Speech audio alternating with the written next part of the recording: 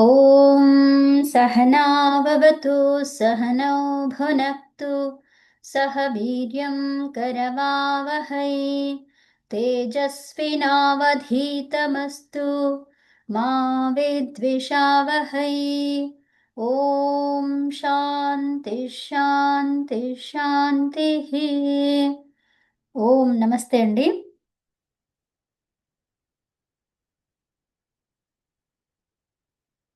అయితే మనం ఇక్కడ ఈ జుహోత్యాది గణం చెప్పుకుంటున్నాము. ఈ జుహోత్యాది గణములో రూపాలు ఎలా వస్తాయి ఈ 26 ధాతువులకి అని చూస్తున్నాము. ఈ గణములో ధాతువుని ద్విత్వం చేస్తాము.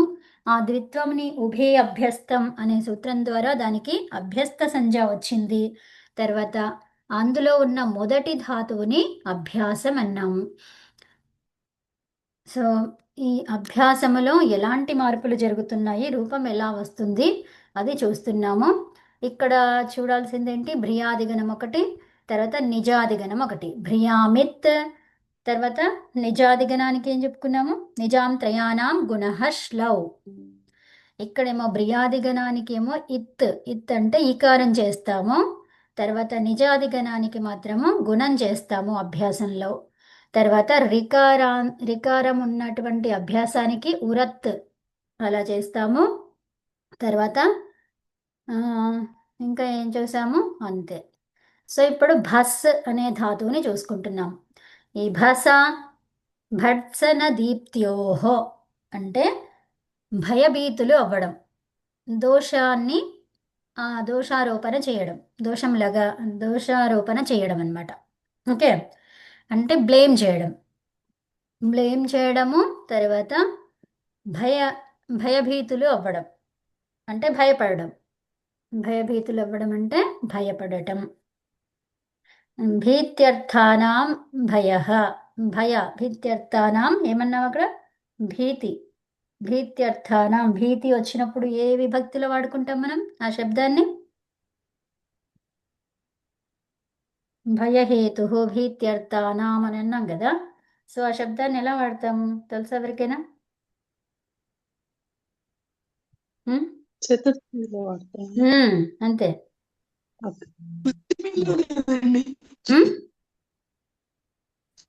పంచమీలో కదా. భీత్యర్థానం పంచమేనా? ఒక్క నిమిషం చూద్దాం. భయార్థములో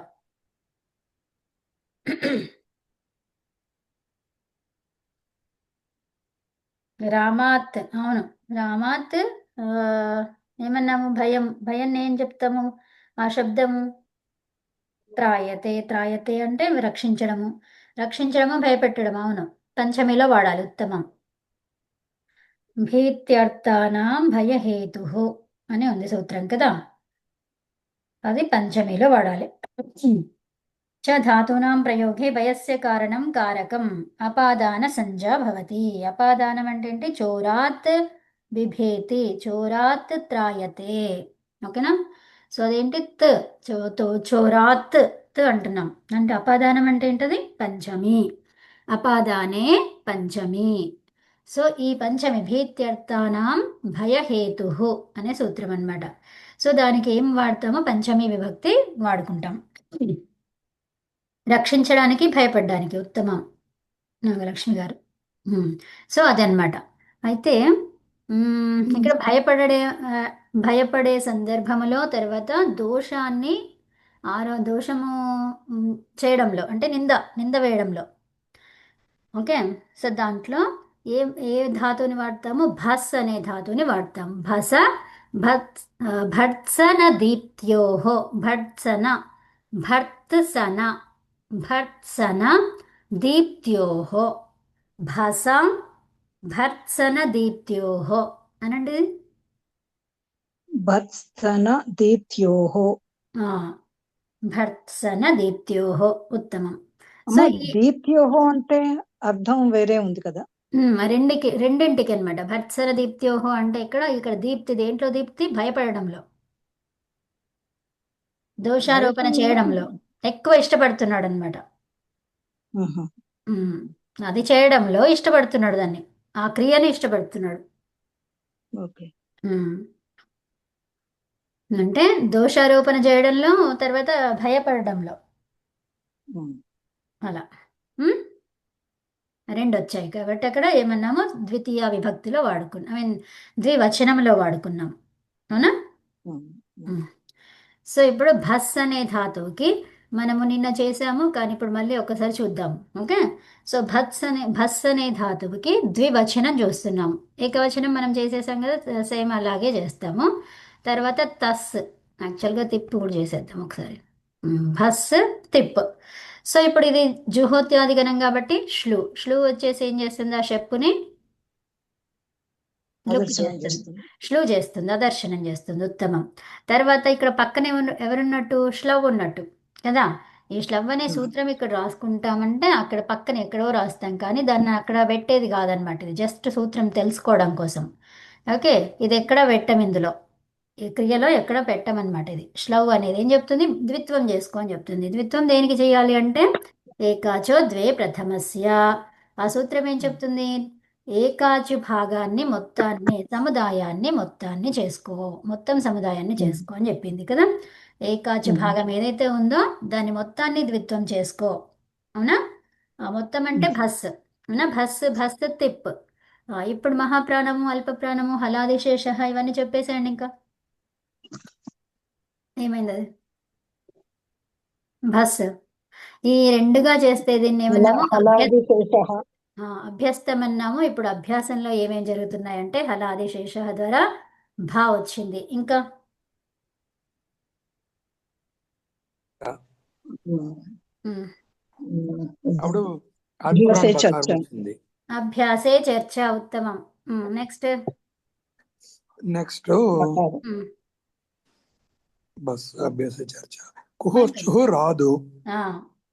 ఇంకా వృత్తు తర్వాత రాదు, పొరత్తు రాదు. అయిపోయింది కదా. అయిపో ఇదంతా మట్టుకే. అంతే. ఆ తర్వాత ఇక్కడ భస్, తిప్పు. తిప్పు ద్వారా ఏమి ప్రాప్తించింది, గుణం తిప్పు ప్రాప్తించింది ద్వారా ఇక్కడ. గుణం ప్రాప్తించి కానీ ఎక్కువ వర్ణం లేదు లేదు. అయితే కాబట్టి అది దీనికన్నా పనిచేయదు. దీనికన్నా పూర్వం ఇక్కడ ఏముండే, షప్ ఉండే. ప్రత్యయలోపే ప్రత్యయ లక్షణం పనిచేస్తుందా ఇక్కడ. చేయదు. ప్రతి లక్షణం ఇక్కడ ఆ సూత్రం పనిచేస్తుంది ఇక్కడ, మనకు లేదులే కానీ. లేదు. కానీ ఆ ఆ సూత్రం సూత్రం పనిచేస్తుంది. చేస్తుందా. ఆ సూ చేస్తుంది కదా. నలమతాంగస్య ఇక్కడ ఎందుకు అంగానికి ఉమ్, నలమతాంగస్య వస్తుందా కవిత ఇక్కడ? అంతే కదా, లూనే అయింది కదా ఇక్కడ, శ్లు అంటే లు లేదు. అవును, నలమతాంగస్య రాదు. అవును, కరెక్ట్. స్లో అయింది అదే కదా. శ్లు అయింది కాబట్టి శ్లుతోనేమైంది, నలుమతాంగస్య అంటే నలమతాంగస్య ప్రత్యయలోపే ప్రత్యయ లక్షణం అనేది వచ్చేదాన్ని ఇది నిషేధించింది. నిషేధించింది. కరెక్ట్. ఓకే. కాబట్టి అక్కడ ఏమీ రాదనమాట. అందుకని ఇప్పుడు మనం ఏం చేస్తాం, ఇంకా దానికి ఏం కనిపిస్తలేదుగా, పక్కన ఎవరు కనిపిస్తుంది, తిప్పు ఒకటే కనిపిస్తుంది, అంటే తింగ్ ప్రత్యయము పిత్. కాబట్టి దీని ద్వారా గుణం అయ్యే అవకాశము ఉంది, కానీ ఇక్కడ అవకాశాన్ని కోల్పోయింది. అది ఎందుకు, ఇక్కు వర్ణాలు లేవు దాంట్లో. లేవు. అది అవును. ఉంటే ఒకవేళ ఈ తిప్పుని ఆధారంగా గుణం చేసేవాళ్ళం. అవును. అవునా? ఇది సార్వధాతుకం పిత్, ఇక్కడ ఎవరు లేరు, ఉండి లేదు అనే భావం లేదు అక్కడ, అసలు ఇప్పుడు ఎవరు అవును. లేరు అక్కడ. ఖాళీ స్థలం, అవును. అది ఖాళీ స్థలం ఉంటే ఇదేం చేస్తుంది, పక్కన జరుగుతుంది. అవునా? అవును. సో జరిగిపోయింది, ఇంకా దాని పక్కన ఎవరున్నారు, ఇదే ఉంది కాబట్టి ఇంకా అది అవును. సార్వధాతుకం కాబట్టి గుణం చేసేయాలి. ఉమ్? ఉమ్. అది. ఉమ్. సో ఇప్పుడు భస్ తి, బభత్సి, బభత్, బభత్స్, బబస్తి. బబస్తి. బభస్తి, ఉత్తమం. బభస్తి. అవునా? ఏదో కొత్త బస్తీలా ఉంది. బభస్తి వచ్చింది. అవునా? సో ఇప్పుడు బా అనేది అలాగే ఉంది. అవునా? ఇప్పుడు ఈ భస్ దగ్గరనే ఇక్కడ మనం చూసుకోవాలి. ఇక్కడ ఏముంది, తస్. తస్ అంటే తహ. ఇంతవరకు అర్థమైంది కదా. నా విభక్తవు తుస్మాహ వచ్చేసి హలంత్యాన్ని నిషేధించింది. అవును. ఎవరిని నిషేధించింది, అంతే. హలంత్యాన్ని. సో హలంత్యం ద్వారా ఏమయ్యి ఉండే, ఇత్ సంజ ఉండే. అవునా? ఇత్ సంజ ఉండేది ఏమయ్యేది, లోపమయ్యేది. లోపమయ్యేది. ఆ ఇత్ సంజని అది లోపించింది అనమాట, అంటే నిషేధం చేసింది. అది నిషేధం చేసి ఇంకేం చెప్పింది మరి, వేరే సూత్రం వచ్చింది. ఎవరు, సజుషో రుహు. ఇది నా విభక్తవు తుస్మ పని ఏంటిది, తీసేయడం అంతే, దాన్ని కానీయకుండా చేయడం అంతే. కానీయకుండా చేసేసి పక్కకి వెళ్ళిపోయింది అది. ఓకే. ఇంకా తర్వాత వేరే వాళ్ళు వచ్చిండ్రు, అరే నువ్వు ఇక్కడ ఉన్నావు కదా, ఇంకా నేను వస్తానని చెప్పేసి ఎవరు వచ్చారు, విసర్గా. ఓకే. సజుషో రుహు. ఈ రూ వచ్చింది, రూ వచ్చి తర్వాత మళ్ళీ ఫైనల్గా ఎవరు వచ్చారు, ఖరవసానయో విసర్జనీయః. ఓకే, ఆ సూత్రం వచ్చిందనమాట. విసర్గ రావాలంటే ఖరవసానయో విసర్జనీయః ఫైనల్ సూత్రం అది కదా. సో అలా. అయితే ఇప్పుడు మనకి ఎలా కనిపిస్తుంది? భస్ తహ ఇలా కనిపిస్తుంది, అవునా? అయితే ఇక్కడ మనకి ఉపధాలో ఈ తహ అనే అంగానికి ఉపధాలో అంటే ఏం తీసుకుంటాం? ఇదంతా అంగం, అవునా? దానికి ఇదంతా అంగం. అయితే ఇప్పుడు వెంటనే ఉన్నది చూస్తాం మనం, అవునా? ఏమి చెప్పలేదంటే వెంటనే ఉన్నది చూస్తాం, ఏమన్నా చెప్పారు అంటే అక్కడికి వెళ్తాం, అవునా? ఆదిగా, అంగములో ఆదిగా అలా చెప్తుంటే ముందు వెళ్ళే వాళ్ళం. ఈ అభ్యాసంలో భకారాన్ని చూసుకునే వాళ్ళం, అవునా? ఇప్పుడు ఇది వెంటనే ఈ కార్యాలు ఎక్కడెక్కడైతే చెప్తూ ఉంటారో దానికి వెంటనే చూసుకోవాలన్నమాట. అయితే ఈ అంగములో ఉపధాలో ఏం చెప్పలేదంటే ఉపధ ఎక్కడుంది? ఈ భస్ అభ్యస్తంలో ఉన్నటువంటి భస్. ఓకే, ఈ భస్సులో ఉపధ ఎక్కడుందో చూడండి. ఏముంది అందులో ఉపధాలో? అకారం ఉంది. అకారం ఉంది. అంటే ఉపధాలో ఉన్నటువంటి అకారానికి లోపము అని చెప్పేసి ఒక సూత్రం చెప్తుంది. అంటే ఇప్పుడు ఏమైంది? అది భ స్ ఇలా వచ్చింది. భ స్ తహ. ఓకే, ఈ తహని పక్కన పెట్టేసుకోండి. ఇప్పుడు వద్దు, దీని పక్కన ఇది కంప్లీట్ చేద్దాం.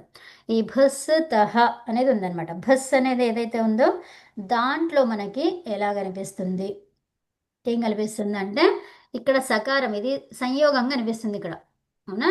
ఏం కనిపిస్తుంది? ఇది సంయోగం. ఈ సంయోగంలో మనం ఏం చెప్పుకున్నాము? సంయోగాంతస్య లోపః అని. కానీ మరి ఇది అంతంలో ఉందా? లేదు, మధ్యలో ఉంది. కాబట్టి సూత్రము పని చెయ్యదు, అవునా? పని చేయదు. కాకపోతే ఇప్పుడు పని చేయకపోతే ఇంకెక్కడికి వెళ్తాం? మరి అది ఏం లెటరో అర్థం చేసుకుంటాం. ఈ లెటర్ని గమనిస్తాము, ఈ పక్కనున్న లెటర్ని గమనిస్తాము, అవునా? ఈ రెండు ఏంటివి? అవి రెండు కూడా హల్లులు. హల్లుల మధ్య ఏం జరగాలి? సంధి జరగాలి.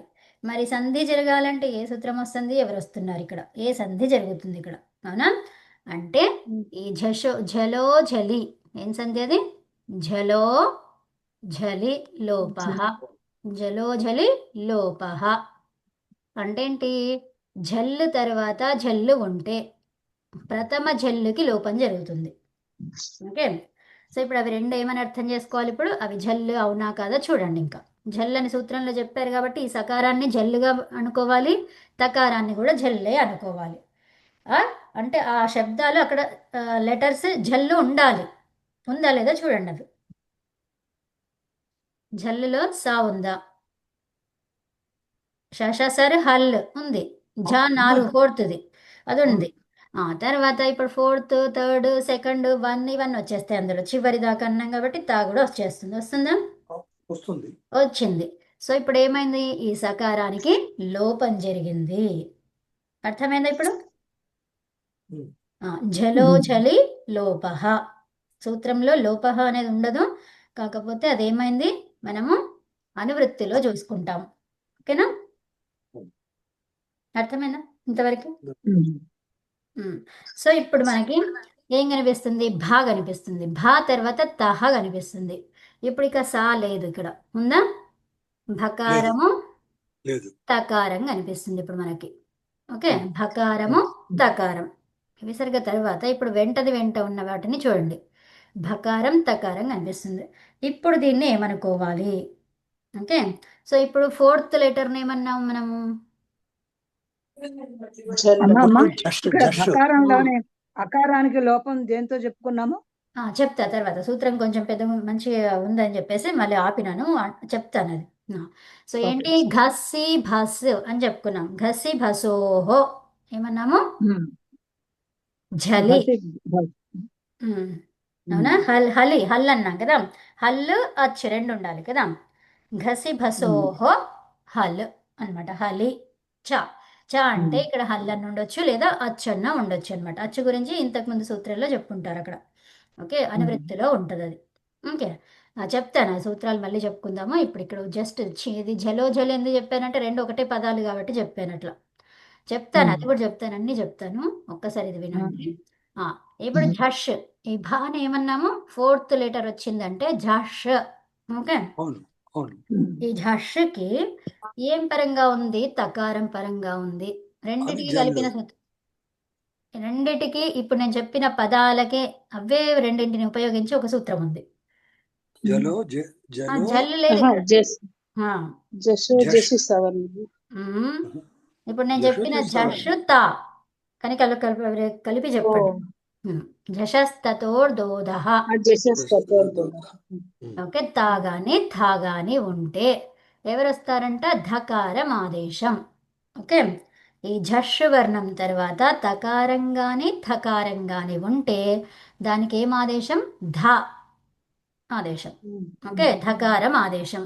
సో ధకారం ఆదేశం తకారం అంటున్నాం మనం అంటే త్ అనమాట. త్కి థ్కి ధ ఇది వస్తుందన్నమాట. ఓకే, హల్తో తీసుకోవాలి ఆ లెటర్స్ని. ఓకే, తకారానికి ధకారం. ఓకే, లేదా థకారానికి ధకారం. ఇవన్నమాట ఆదేశాలు. ఎప్పుడు ఇక్కడ పూర్వంలో ఎవరుండాలి? Fourth జషు letter. ఫోర్త్ జషు లెటర్ని జస్ ఏమంటారు? ఝష్. జష్ ఝష్. ఝష్ ఓకే. ఉండాలి. మళ్ళీ మీరు ఇది చెప్పారనుకోండి అది వేరే అయిపోతుంది. ఇప్పుడు ఝష్ అన్నారనుకోండి, జస్ ఇక్కడ జష్ ఫోర్త్ అంటే థర్డ్. మూడుది వచ్చేస్తుంది. 3 కాదు, 4 3. ఝష్ అంటే కేవలం 4వ అక్షరాలు. అమ్మమ్మ వినండి, ఒక్క నిమిషం వినండి. ఇది ప్రొనౌన్సియేషన్ చేయండి ఇప్పుడు ఒకసారి. ఇది 4. జష్ జష్ ఝష్ ఇప్పుడు రెండింటిని ఝష్ పడకండి. ఇది ఝష్. ఇది అని కాదు, మీరు చెప్పండి ఫస్ట్. అమ్మ 4వదేమో ఝష్. మీరు 4 అని చెప్పే అవసరం లేదు, వేరే వాళ్ళు ఎవరైనా చెప్తారు మీరేమంటున్నారో. మీరు ప్రొనౌన్సియేషన్ చేయండి, మేము చెప్తాం. ఓకే, ఝష్ ఝష్ తప్పమ్మా. ఝష్ ష. వ్యత్యాసం రెండు ఒకేలా తెలియదు. ఉన్నాయి. సకారం పోయింది, సకారం ఆ. పోయింది. ఈ ఝాను రెండింటికి ప్రొనౌన్స్ వ్యత్యాసం. చేస్తున్నారు కరెక్ట్ గానే రెండిట్లో కూడా, కానీ షకారాన్ని అయితే జరగలేదు. కేవలం షకారం చెప్తాను. ష ఉమ్. ష. అది సూపర్. అది ఓకే. సో అది ఫోర్త్ చెప్పారు, ఫస్ట్ది. Second pronunciation 4-3. అవునా? అవును. సో అలాగండి, అది మనం రెండిటికి అలాగే ఉంది కాబట్టి ప్రొనౌన్సియేషన్లో చాలా కేర్ఫుల్గా ఉండాలి, లేకపోతే అక్కడ తప్పు అయిపోతుంది. లేకపోతే ఈసారి నుంచి చెప్పిన తర్వాత నేను 4 3 చెప్పానని చెప్పేస్తే ప్రాబ్లం సాల్వ్. అట్లొద్దు. అదే. ఓకే, సో అదండి, అంటే 4వ అక్షరం కావాలి మనకి కదా. సో 4వ అక్షరాన్ని ఝష్ అన్నాం అనమాట. జస్ట్ మిమ్మల్ని మంచిగా నేర్చుకోవాలని, అంతేగాని మిమ్మల్ని ఏదో చేయాలని కాదండి. ఓకే. అది అంతే. సో మరి ఆ లైటర్ స్పీడ్ తేవడంగా కదా మరి నేను చెప్పాను 4 3 అని చెప్పాను. అదే. ఓకే, సో ఇప్పుడు మనకి ఫోర్త్ లెటర్ ఉంది అవునా? ఫోర్త్ లెటర్ పక్కన ఎవరు ఉండాలి? తకారం గాని థకారం గాని ఉంటే అప్పుడు ఆ తకార థకారాలు ఎలా మారుతాయంట? ధకారంగా ధకారం లాగా మారుతాయి. సూత్రం వైపు వెళ్ళకండి ఇప్పుడు, అసలు వద్దు, తర్వాత చెప్తా. తెలిస్తే మంచిది, తెలిస్తే రిపీట్ చేసుకోండి, తెలియకపోతే దాని చెప్పారు, గురించి ఆలోచించండి. ఇంతకుముందు చెప్పారండి, అదే మేమే అందుకే రిపీట్ చేసుకోండి. తెలిసిన వాళ్ళు, తెలియని వాళ్ళు కొంచెం దాని గురించి ఆలోచించకండి. ఆలోచిస్తే ఏమవుతుంది? ముందు జరిగేది ఆగిపోతుంది. అలా చేసుకోకండి. 4 తర్వాత తకారం లేదా థకారం అని గుర్తుపెట్టుకోండి ఇప్పుడు ప్రస్తుతం, తర్వాత నేను చెప్తాను. ఓకే, సో ఇప్పుడు మనకి ఏమైంది? ఇక్కడ ధ అయిపోయింది అవునా? సో థకారం ఇప్పుడు తా ఉంది కాబట్టి ధ అయింది అవునా? తా ఉంది కాబట్టి ధ అయింది. తకారం ఉంటే ధకారం అయ్యేది కదా. సో ఇప్పుడు రెండు కూడా ఎలా కనిపిస్తున్నాయి? భ ధ. ఇప్పుడు ఎలా కనిపిస్తున్నాయి రెండు కూడా? రెండు ఝష్ శబ్దాలు. రెండు కూడా ఝష్ లో ఉన్న వర్ణాలు. తర్వాత ఇంకా దీనికి సంబంధించింది ఒకటి ఉంది ఇక్కడ, 3వ వర్ణం రావాలి ఇప్పుడు మనకు. ఏం రావాలి? థర్డ్ లెటర్ కావాలి, అంటే జష్ కావాలి. ఈ జష్ కావాలంటే 2 సూత్రాలు ఉన్నాయి. ఏమేమవి? జలాం జషోంతే, జలాం జష్ జలాం జసి జసి. సో ఇప్పుడు మనకి ఇది పదం కాదు, అంతే అంటే పదం అయి ఉండాలి. అది పదంలో పదం చివరిగా లేదు అది కదా. సో పదం చివరిగా లేదు కాబట్టి పక్కన ఎవరో ఉన్నారు అంటే ఇప్పుడు ఏది తీసుకోవాలి? పరం కండిషన్ది తీసుకోవాలి. పర కండిషన్ ఏ సూత్రము? ఝషి. జలాం జషి జషి కదా. జషి ఝషి, జలాం జష్ ఝషి. ఒక్క నిమిషం అమ్మ, మీరు జష్ చెప్పేసరికి నాది రాంగ్ ఝషి. అయిపోయింది. ఓకే. సో ఝలాం, జష్, ఝషి. ఓకే, ఇది సూత్రం. అంటే ఝల్ తర్వాత ఏముండాలి? ఝష్ ఉండాలి, ఝష్ ఉండాలి. ఈ ఝష్ ఉంటే ఏమవుతుంది? అది జష్గా మారుతుంది. ఎవరు మారుతారు? ఝల్ అనేది జష్గా మారుతుంది. ఓకేనా? సో ఝల్లులో ఏమున్నాయి? 24 అక్షరాలు. 24 అక్షరాలు ఏంటివి అవి? 4, 3, 2, 1. తర్వాత ష, ష, సహ, అవి 4. Okay, 5 4 20 plus 4 24. జష్ అంటే 3వ వర్ణాలు, అన్ని వర్గాలలో 3వ అక్షరాలు. ఈ జషి అనేసరికి 4 3. ఓకే, అర్థమైందా? ఇప్పుడు ఝల్లు తర్వాత, ఝల్లులో 24 అని చెప్పుకున్నాము, అవునా? ఇది భా అనేది ఝల్లైనా ఫస్టే కనిపిస్తుంది, జా అంటే 4th. సో భా అనేది కూడా 4th. కనిపించిందా? అవునమ్మా. తర్వాత నెక్స్ట్ ఏముండాలన్నాము? ఝషి. పరంలో ఉండేదేదో చూసుకోండి. జషా, ఝషీనా? 7. ఝషి ఝషి. సో ఝషిలో ఏముండాలి మనకి? 4 కానీ 3 నాలుగవ కానీ. సో ఇప్పుడు ధ అనేది ఎన్నోది వర్గంలో? అది ఎన్నవది? ఏ వర్గంలో వస్తుంది ధ? మూడోది. ధ అనేది 3వదా? మహాప్రాణాలన్నీ కూడా 3లో ఉండనే ఉండవు. నాలుగు నాలుగు నాలుగోదండి. ఈవెన్ నంబర్స్, మహాప్రాణాలు ఈవెన్ నంబర్స్ లో ఉంటాయి, 2 4. ఓకే, సో ఇప్పుడు ధ అనేది 4వ అక్షరము. సో ఇప్పుడు 4 ఉందా? 3 4 ఉన్నాయి కదా మనకి ఇక్కడ, అవునా? సో కాబట్టి ఇది కూడా సాటిస్ఫై అయింది. 2 సాటిస్ఫై అయితే అప్పుడు ఈ ఝల్ వర్ణం ఎలా మారిపోతుంది? జష్గా మారిపోతుంది. జస్సుగా మారుతుంది. అంటే అదే వర్గములో 3గా మారిపోతుంది. ఓకే, సో ఇదే వర్గంలో 3rd ఎవరు? దీనికి అల్పప్రాణం చేయండి దకారం. అంతే. దకారం అంతే.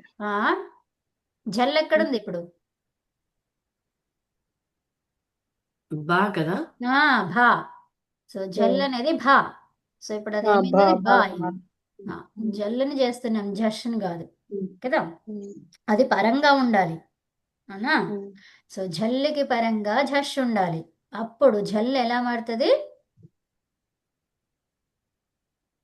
జష్గా మారుతుంది. జస్సుగా మారుతుంది. ఆ జష్ ఏంటి? అంటే 3rd లెటర్. బ- 3rd లెటర్ బకారం. అన్ని వర్గాలలో 3వ అక్షరం. ఇప్పుడు ఈ భా అనేది ఏదైతే ఉందో అదే వర్గములో 3వ అక్షరం ఏముంటుంది? మహాప్రాణానికి అల్పప్రాణం, అంతే. సో ఇప్పుడు భా ఉంటే బా అయింది. ఉమ్. ఓకే, సో ఇప్పుడు భ అనేది బ అయిందనమాట. బబ్ధ ఏంటి రూపం ఇప్పుడు? బబ్ధ అయింది. బబ్ధ. బబ్ధ విసర్గ కలపండి. బద్ధః. బబ్ ధహ, బబ్ధః. ఓకే, సో బబ్ధః అనేది రూపం. అర్థమైందండి?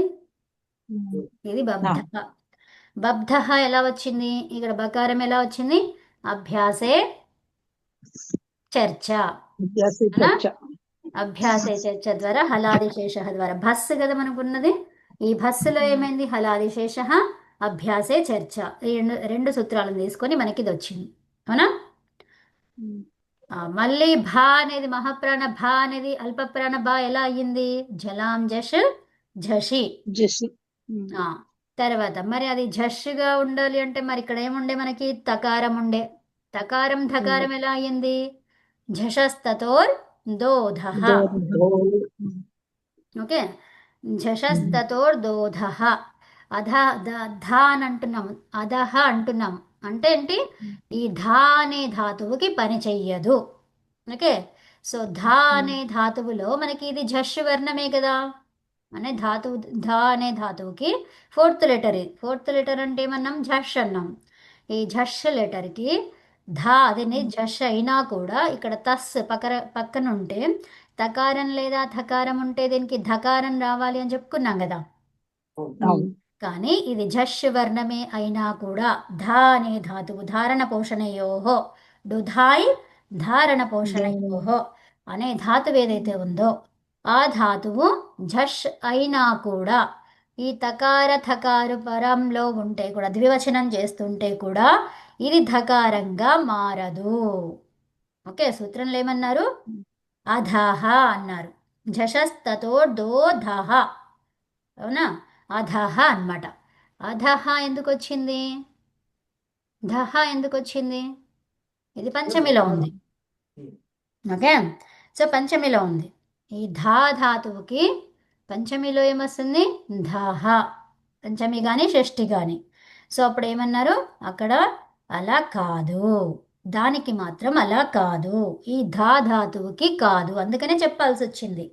అది జషే అయినప్పుడు ఇలా చెయ్యొస్తుంది అని ఆల్రెడీ మనం చెప్పేసుకున్నాం కదా. ఇది కాదు అంటున్నాం కాబట్టి సూత్రంలో పెట్టాల్సి వచ్చింది. అర్థమైందా? లేకపోతే అవసరం లేదు కదా. ఝషస్తతో దహ అనే వాళ్ళం అంతే. దహ అంటాం. ఝషస్తతో దో అనేది వచ్చేది, అదహ అనేది వచ్చేది కాదు. ఝషస్తతో ధోహో అంతే. ఇంకా ధోహో ఎందుకండి? ధోహో. ఇక్కడ ధో అంతే. ధో ఎందుకైంది? అది ఎందుకైంది? ధా అని చెప్పడానికి కదా. సో ధ అనేది ధో అయిందనమాట.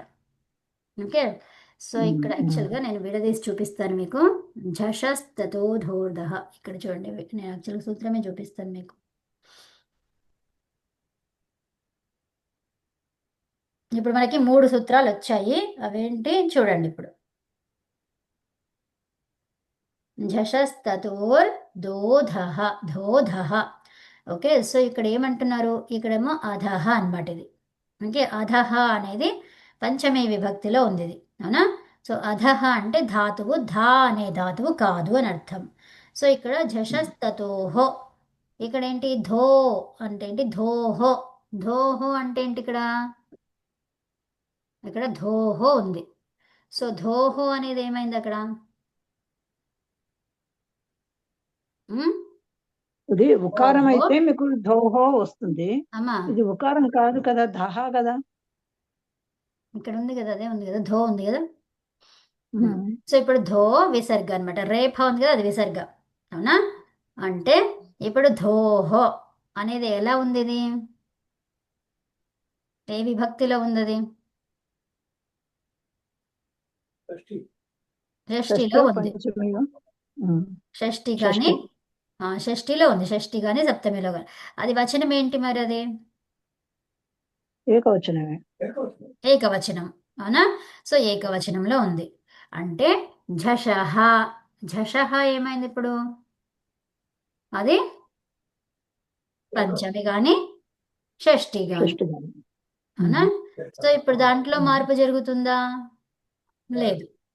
ఎక్కడ జరుగుతుంది మరి? దానికి పరంగా జరుగుతుంది. మరి ఆ పరంగా ఉన్నది ఏమై ఉంటది? ఏమై ఉంటదంటే షష్ఠి కావచ్చు, సప్తమి కావచ్చు. అవునా? అది దేనిపైన ఆధారపడి ఉంటది? దీనిపైన ఆధారపడి ఉంటది. ఇదేంటో మనకి తెలిస్తే అక్కడ అదేంటో తెలుస్తుంది. అయితే ఇప్పుడు అది మార్పు జరిగేది ఇక్కడ జరుగుతుంది. మార్పు ఎక్కడ జరుగుతుంది? షష్ఠిలో జరుగుతుంది. ఆ షష్ఠి లేనప్పుడు సప్తమిలో జరుగుతుంది. అవునా? షష్ఠి లేనప్పుడు సప్తమి డైరెక్ట్ ఇస్తే ఆ సప్తమిలోనే స్థానిలాగా అనుకొని అక్కడ కార్యాలు చేసుకుంటాం అనమాట. ఎందుకంటే నెక్స్ట్ బలీయమైంది అది కాబట్టి.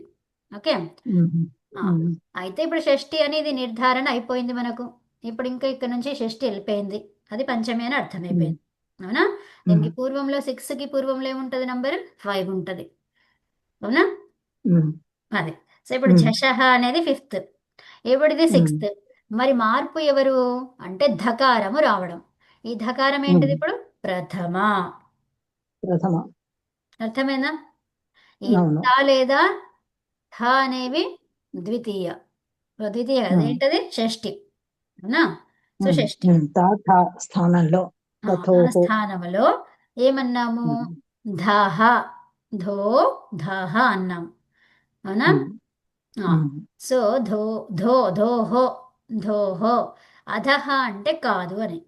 ఏం కాదు మరి? ఇది కాదు అని చెప్పడానికి వచ్చిందా? ధకారం కాదు, ధా అనేది ధాతువు కాదు అని చెప్తున్నాం. ఓకే, ధా అనే ధాతువు కాదు అని చెప్తున్నాం. సో ఇక్కడ పంచమి అన్నాడు కాబట్టి ఇది ధాతువు అని అర్థం చేసుకోవాలి. ఎందుకు? ఈ ధా ధాతువు ఎక్కడ ఉండాలి మరి? అది పంచమి స్థానంలోనే ఉండాలి. అర్థమైందా? ప్రథమాలో ఉండడం కాదు అది. ప్రథమాలో ఉంది అంటే ఏంటిది? ఆదేశం. అర్థమైందమ్మా? అంటే ఇక్కడ తథోహో ధహ అనేది ఇక్కడ అనమాట. ఇది ధో ధ్రో ధోర్ అనేది ఏదైతే ఉందో ధోర్ అనేది ప్రథమ. ఓకే, అంటే ఏంటి ఇప్పుడు దాన్ని చూసుకుంటే ధోహో అని వచ్చిందనమాట కదా. ఆ రేఫ ఏమైంది, విసర్గ అయిపోయింది. చివరిగా ఉన్న రేఫ ఏమవుతుంది, విసర్గ అవుతుంది. అవునా, కరవసానయో విసర్జనీయ. అవునా, రేఫ ఎలా వచ్చింది, రేఫ వచ్చిన తర్వాత దానికి పదానికి అంతంలో ఉంటే ఏం చేస్తాము, విసర్గ పెడతాం. అవునా, సో ఇప్పుడు ధోహో అన్నమాట. ఇక్కడ ఈ అవగ్రహ చిహ్నం ఎందుకు పెడతాము, ఆకారం లోపించింది అని చెప్పడానికి. అవునా, సో ఇప్పుడు అధహ అనేది ఏంటిది, ఈ ధా కాదు అని చెప్తున్నాం. కాదు అంటే ఆ పెట్టుకున్నాం దానికి. అవునా, సో మరి ఇప్పుడు ధా అనేది ధాతువు, అది ప్రాతిపదికం. మరి దానికి పంచమిలో ఏమొస్తుంది, ధహ వస్తుంది. ఏమొస్తుంది, ధహ. ఓకే, సో కాబట్టి అప్పుడు ఏమైపోయింది, అది అధహ అయ్యింది. అర్థమైందా, అధహ అయిపోయింది. అంటే ఇది కాదు, ఏది కాదు, ధా అనే ధాతువు కాదు. ధా అనే ధాతువుకి తకార థకారాలు ఉంటే అది ధాగా మారదు. రెండు ధాలు ఉండేసరికి మీరు కన్ఫ్యూజ్ కావద్దు. అక్కడ ధాతువు, ఇక్కడేమో ఆ, అక్షరం, ఆదేశం. ఓకేనా, అది. సో అయితే ఇప్పుడు పూర్వత్ర సిద్ధం. పూర్వత్ర సిద్ధం అంటే ఏంటిది, పూర్వములో చెప్పినటువంటిది అసిద్ధమయ్యింది. ఏది అసిద్ధమైంది మరి, ఇక్కడ ధా అనే ధాతువు ఝష్ అది. ఈ ఝష్కి ఏం రావాలి, త లేదా థా ఉంటే ఏం కావాలి, ధకారము రావాలి. కానీ ఇప్పుడు ఇదేమైంది, అసిద్ధమైంది. ఎందుకు అసిద్ధమైంది, ఇది ఝష్ ఉన్నా కూడా పనిచేయలేదు. మరి అది పనిచేయలేదు అంటే ఇప్పుడు ఇది అసిద్ధమైనట్ట, లేకపోతే ఇక్కడ అధ అని చెప్పారు కదా, అంత అంత క్లియర్గా చెప్పారు. అది అది అసిద్ధమని ఎందుకంటాం మనం, అనడానికి వీల్లేదు అది. అవునా, మరి ఏది అసిద్ధమైంది, పూర్వత్ర సిద్ధం అన్నాం ఇక్కడ. మరి అసిద్ధం ఏమయ్యింది ఇక్కడ, సిద్ధించలేదు ఆ కార్యము. రెండిటికి కలిపి సిద్ధించకుండా పూర్వంది ఉంది అనమాట, పూర్వరూపమే ఉంది అక్కడ. ఒకటేమో ఏం చెప్తుంది, ఇక్కడ ధా అనేది ధాతువు కాకుండా మనకి ఈ ఝష్ వర్ణాలే తీసుకుందాము. సో ఇప్పుడు భా మనకి భస్, అవునా, ఈ భస్సులో మనకి తా అనేది ఉంది. సో ఇప్పుడు ఏం చెప్పుకున్నాము, ఇక్కడ సకారము. ఇప్పుడు భస్సులో ఏమైంది, ఉపధాలో లోపమైంది. ఉపధా లోపానికి ఇప్పుడు చూడండి, ఘసి ఏంటి, ఘసి, తర్వాత భసోహో, ఈ రెండిటికి అనమాట. అంటే ఏమన్నాం, భసోహో, ఘసి భసోహో కదా. ద్వివచనంలో చెప్పాలి దాన్ని. అది పంచమి ద్వివచనమా, షష్ఠి ద్వివచనమా, లేకపోతే సప్తమి ద్వివచనమా అనేది మనకు తెలియాలి కదా. అయితే ఇప్పుడు దానికి ఏం చేస్తున్నాము, ఇందులోనే మార్పులు జరుగుతున్నాయి. ఇందులో భస్సులోనే జరిగింది, మనకు ఆకారం గురించి మాట్లాడుతున్నాం అంటే ఇది దీంట్లోనే జరుగుతుంది. అవునా, కాబట్టి దీన్ని ఏం చెప్పుకుంటాము, షష్ఠి ద్వివచనం. అవునా, మార్పు జరిగింది అంటే అది షష్ఠికి అయిపోయింది ఇంకది. ఓకే, అంటే ఘస్ అనే ధాతువులో, భస్ అనే ధాతువులలో, రెండు ధాతువులలో అని చెప్తున్నారు. ఆ రెండు ధాతువుల్లో ఏమైతుంది మరి అంటే లోపహ. ఏం లోపహ, ఉపధా, ఉపధా లోపహ. ఓకే, సో ఘస్ అనేది ధాతువు, భస్ అనేది ధాతువు. వీటిల్లో ఉపధా ఏంటండి,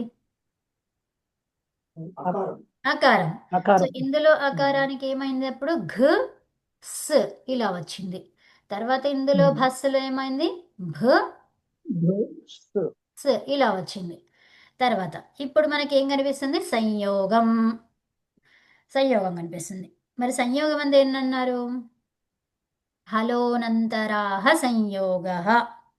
అంటే హల్లుల మధ్య అంతరము లేకపోతే, ఏమంతరం ఉంటుంది, ఎవరు వస్తారు, అచ్చులు. అచ్చుల యొక్క అంతరం లేకపోతే దానిని ఏమంటారు, సంయోగం.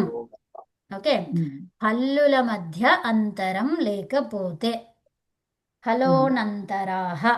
ఓకే, హలోనంతరాహ సంయోగ. ఓకే, అయితే ఇది సంయోగం అని పేరు వచ్చింది. మరి సంయోగానికి సంబంధించిన ఒక సూత్రం ఉంది, సంయోగములో చివరిగా ఉన్నదానికి లోపం చెయ్యాలి. ఓకే, సంయోగంలో చివరిగా ఉన్నది ఏంటి మరి, ఇక్కడ సకారం. ఏదున్నా సరే అది లోపం చేయాలి. మరి ఎప్పుడు అది, పదాంతములో. ఎక్కడ, పదాంతం పదాంతం పదాధికారంలో ఉందన్నమాట ఇది. సో పదాంతములో ఉన్న సంయోగానికి. అయితే ఇప్పుడు మనము చెప్పుకున్నాం ఏమని, ఇప్పుడు జస్ట్ పదముకు అంతంగా ఉంటే విసర్గ పెట్టుకోవాలని చెప్పుకున్నాం. ఇప్పుడు హల్లు అంతంగా ఉంటే దాన్ని ఇత్ సంజ పెట్టుకున్నాం. మరి అది కాదు అని చెప్పేసి ఎవరు వచ్చారు, విసర్గ వచ్చింది. అవునా? అలా ఉన్నప్పుడు ఈ సకారానికి విసర్గ వచ్చింది. అది ఎప్పుడు ఒంటరిగా ఉన్నప్పుడు. అర్థమవుతుందా? అక్కడ సంయోగం లేనప్పుడు. ఇప్పుడు సంయోగం వచ్చేసి ఏమైంది, ఈ దానికి అది లోపం అయిపోయింది. అర్థమైందా? హలంత్యం ద్వారా హల్లులన్నీ లోపించాలి కదా, ఇత్ సంజ కాబట్టి. కానీ నా విభక్త తుస్మా వచ్చేసి సకారానికి తవర్గానికి మకారానికి లోపం చేయొద్దు అని చెప్పింది. అది ఇత్ సంజ కాదని చెప్పింది. ఓకే. తర్వాత నిషేధించింది, దాన్ని ఇత్తుని నిషేధించింది. తర్వాత ఇంకొకటి వచ్చేసి ఏం చేసింది, నువ్వు అలాగే ఉండిపోయినావు కదా, నేను నీకు విసర్గ ఇస్తానని చెప్పేసి ఎవరు వచ్చారు, సజుషోరు అని వచ్చింది. రూ నుంచి ఫైనల్ గా విసర్గ ఖరవసానయ విసర్జనీయ. ఓకే. సో అప్పుడు విసర్గ అయ్యింది అది. అవునా? అంటే రేఫ వచ్చింది, సకారానికి రేఫ వచ్చింది. సో రేఫ నుంచి విసర్గ అయ్యింది. అయితే ఇప్పుడు మరి అక్కడ మనకి సంయోగం కనిపిస్తే ఇది ఎంతవరకు అయింది, సంయోగం లేనంత వరకు అది వచ్చింది. ఇప్పుడు సంయోగం వచ్చింది. సంయోగం వచ్చేసి ఏం చేసింది, దాన్ని లోపం చేసేసింది. అర్థమైందా?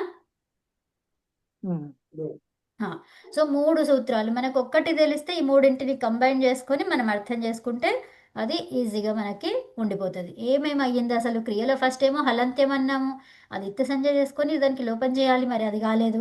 సరే ఇంకో సూత్రం వచ్చింది, అదేదో చెప్పింది, ఇక్కడ రేప పెట్టుకో అని చెప్పింది, దానికి రేప వచ్చింది. తర్వాత ఇంకో సూత్రం వచ్చింది, మరి ఇంకో సూత్రంలో ఏమైంది, ఇక్కడ సంయోగం వచ్చింది, అక్కడ సంయోగం లేదు. అప్పుడు మనం గమనిస్తాం. అర్థమైందా? అది ఎందుకు కాలేదు, ఇక్కడ ఎందుకు అయింది, ఎందుకంటే ఇక్కడ సంయోగం ఉంది, అక్కడ సంయోగము లేదు. అర్థమైందా అండి? అంటే ఒకదాని తర్వాత ఇంకొకటి అర్థమవుతుంది అనమాట. ఓకే. ముందుకు వెళ్తూ ఉంటే మనకు అన్ని క్లియర్ అయిపోతాయి, డౌట్స్ అన్నీ క్లియర్ అవుతాయి అనమాట. సో ముందు వెళ్ళకుండా మనం ఇక్కడ ఉన్నప్పుడే ఇవన్నీ చూసుకుంటే అది అర్థం కాదు. ఈ మళ్ళీ అదంతా చెప్పడానికి మనం ఇక్కడ నుంచి స్టార్ట్ చేసినాము. ఇప్పుడు ఈ ఒక్క క్షణంలో చెప్పమంటే అది ఎట్లా అవుతుంది, కాదు కదా. అదనమాట. 4000 సూత్రాలని ఒక్క క్షణంలో ఎలా చెప్పొస్తుంది, అది ఎక్కడో ఉంటుంది. అంతవరకు మనం వెయిట్ చేయాలి కదా. అదనమాట. లేకపోతే ఒక క్రియ చేస్తున్నప్పుడు ఇది వరుసగా నేర్చుకుంటే వెయిట్ చేయాల్సి వస్తుంది. ఇప్పుడు ఒక క్రియ చేస్తున్నప్పుడు దాంట్లోనే అక్కడ వచ్చింది, అప్పుడు దాని గురించి మనం స్పష్టత చేసుకుంటాం, కొంచెం కొంచెంగా చేసుకుంటాం. అంతే, కెపాసిటీని బట్టి, ఎవరి కెపాసిటీ ఎంత ఉందో అవన్నీ మనం చూసుకొని అలాగనమాట. అంటే మనం అందరినీ ఎలా అనుకోవాలి, ఫస్ట్ ఆఫ్ ఆల్ ఎవరికి ఏం తెలియదు అనుకొని మనం ఆ ఫ్లోలో చెప్తూ ఉండాలి. అప్పుడు ఏమవుతుంది, అందరికీ అర్థమయ్యేలాగా ఉంటుంది. అర్థమైన వాళ్ళకి దృఢమైపోతుంది, అర్థం కాని వాళ్ళకి మంచిగా నేర్చుకుంటారు. సో కదా.